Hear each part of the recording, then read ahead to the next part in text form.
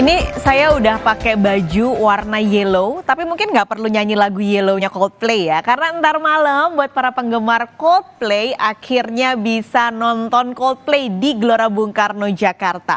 Pasti Anda-Anda nih yang sudah megang tiket Coldplay nanti malam sejak sunrise tadi sepertinya pengen buru-buru sunset supaya bisa segera menikmati konser Coldplay. Meskipun sebenarnya bukan hymne for the weekend ya, karena diadakannya di tengah pekan di hari Rabu. Siapa yang cuti 2 hari Rabu dan hari Kamis ini.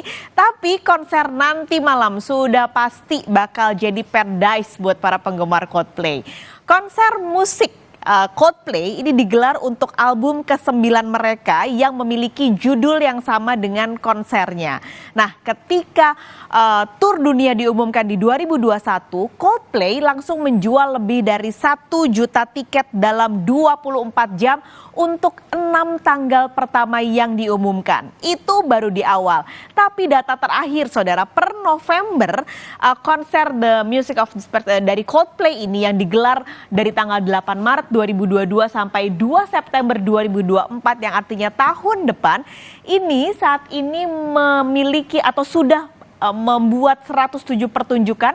Ini adalah tanggal per November, total ada 6,3 juta penonton dan pendapatannya per November mencapai 617 juta dolar. Konser ini bahkan saat ini berada di peringkat keempat dalam daftar 10 tur terlaris sepanjang masa versi Billboard. Ini mengungguli tur Coldplay sebelumnya yaitu A Head Full of Dreams di tahun 2016 dan 2017 digelarnya yang menempati peringkat ke-9. Jadi konser Coldplay ini memang selalu diburu. Waktu dijual tiketnya beberapa bulan yang lalu aja war-nya gila-gilaan ya. Nah ini karena Coldplay ini mampu menghipnotis para penggemarnya yang akhirnya meskipun udah pernah nonton tapi pasti pengen nonton lagi. Nah oke, kita lihat data yang lain. Konser-konser something just like this ini pasti akan selalu membawa dampak ke Indonesia, apalagi kalau digelarnya di Indonesia.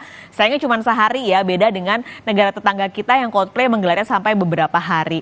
Terutama pasti dampaknya ke bidang pariwisata, termasuk ekonomi penciptaan usaha dan juga lapangan kerja.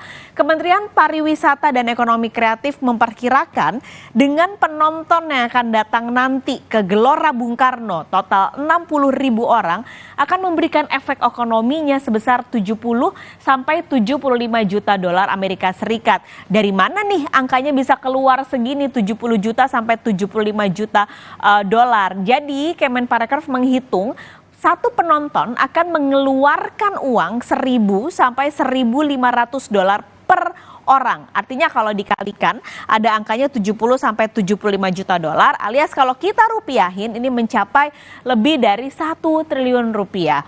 Angka ini juga didukung dengan datangnya 10.000 sampai 15.000 wisatawan yang terlibat saat konser Coldplay digelar hari ini di Jakarta.